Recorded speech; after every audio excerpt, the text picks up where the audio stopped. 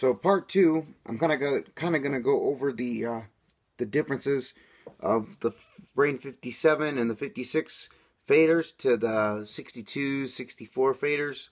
The main differences that Rane has done to these faders, the actual plastic piece here that's holds the fader stem, that is a little different.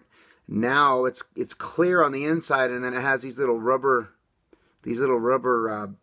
bearing, not bearings, but fairings, like washers on the inside, and that kind of gives it a little bit more of a tension, as opposed to on the old 57 and the 56, there was an actual spring that wrapped around this, and then that spring is what actually gave it the tension.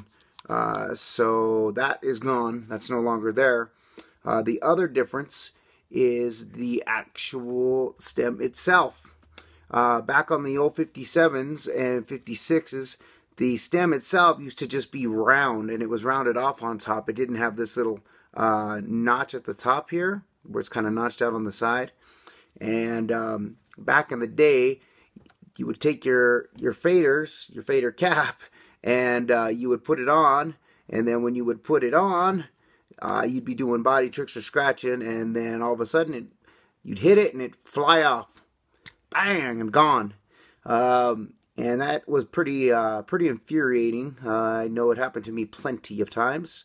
So anyway, I'm glad they switched up that design, and what they did is on the inside of the cap itself, it's actually set up where this little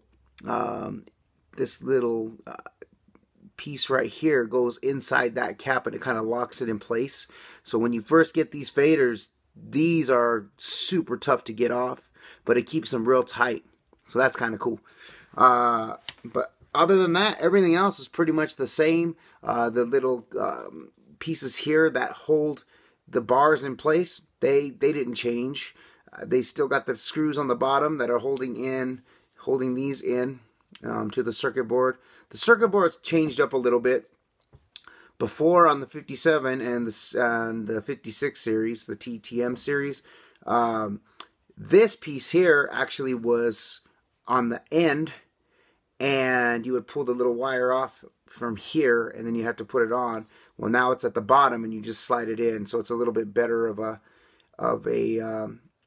housing. It actually clips in and it locks in, so that's kind of cool. But anyway, that's pretty much the differences between the 57, 56 to the 62, 64 faders. Other than that, let's get into taking this apart. So we got to take these 4 Phillips screws out. So get your screwdriver, and you're going to put in here, and then just take these out. Once again, put them where you're not going to lose them. 2, 3, and 4 screws. Put those to the side. Once you take those out, then you're going to be able to just lift this straight off, and you just want to be super careful when you do that, because once again, these little black pieces here, these are your sensors, your little magnetic sensors, and if you bend these, if they're too far back or too forward, it's going to mess up your cut, and if you break them, then the fader itself is messed up. So don't bend these. Try to keep those as clean as possible. You can clean this circuit board off with a Q-tip and a little bit of rubbing alcohol, and I'll probably end up doing that myself, and I'll put that to the side. Once you got that off, then really all you have to do is kind of just pull this apart here. If you pull it apart, you can see they just come apart. You're going to see some rubber washers. Those rubber washers are always going to go to the back side where the stem is. So you could take those little washers off, and then all you have to do is pull these little bars out, and they're both the same size, so it doesn't matter which one goes forward, which one goes backwards, and everything comes apart.